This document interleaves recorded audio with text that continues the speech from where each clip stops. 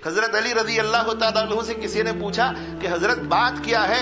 हजरत अबू बकर का दौर बहुत जबरदस्त था, हजरत उमर का दौर बहुत जबरदस्त, कभी कोई लड़ाई जंग नहीं हुई, और जब से हजरत उस्मान आए और फिर आपका दौर आया, मुसलमान आपस में बहुत लड़ते रहते हैं। तो हजरत अली रजी अल्लाह तआला अन्हु ने फरमाया कि भाई असल में बात ये हुई कि अबू बकर और उमर के ज़माने में वो खलीफा थे, मशवरा मैं और उस्मान देता था, और जब वो दोनों चले गए तो उस्मान खलीफा हो गए और मैं खलीफा हो गया, मशवरा तुम दे रहे हैं। तो भाई तुम बिगड़ गए तो हमारा काम आगे क्या कैसे चलेगा?